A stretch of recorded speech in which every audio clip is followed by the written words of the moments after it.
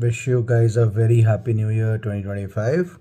Today we are going to talk about pre-EMI and full EMI because a lot of people ask me this question that what's the difference between the two. Now pre-EMI means it is the interest only on the loan amount that the bank has disbursed. Okay. And full EMI means it is the EMI as per the sanction loan amount. Suppose your sanction loan amount is 1 crore and 1 lakh is the full EMI. That is the amount that the bank will be taking every month. Now, pre-EMI is applicable only for under construction properties. Suppose you book a property which is launched now and is going to complete in next 3 years.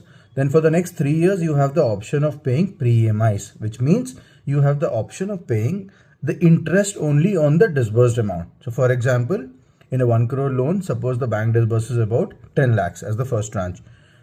The pre-EMI on those 10 lakhs would be approximately about 8,000, 8,500. So that's your outflow for the month. Even suppose next month the bank doesn't disburse anything, next month same amount continues. Third month the bank disburses another 10 lakhs, which means the total amount paid by the bank is about 20 lakhs. So the interest on those 20 lakhs is the pre-EMI for that particular month. So pre-EMI is only interest and there's no principal payment at all whenever you do a pre-EMI only option. But the flexibility that you have is if you have any surplus money with you, you can always part pay that to the loan. So anything above the pre-EMI that you pay always goes towards principal only. So a lot of people do this in case of an under construction property. They choose the pre-EMI option, and whenever they have any surplus funds, they just part pay that to the loan account as a principal payment. So it's a smart option. In fact, whenever you are buying an under construction property, a lot of people do opt for full EMIs.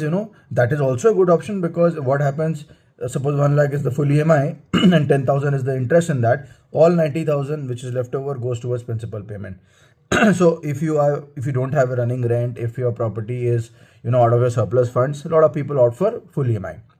So the pre-EMI period can be typically around 36 months, or in some bank cases it can be higher up to your sale deed registration.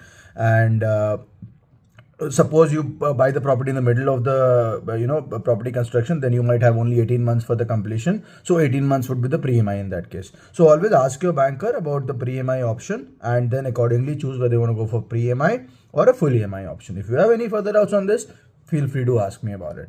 Thank you so much and have a good day.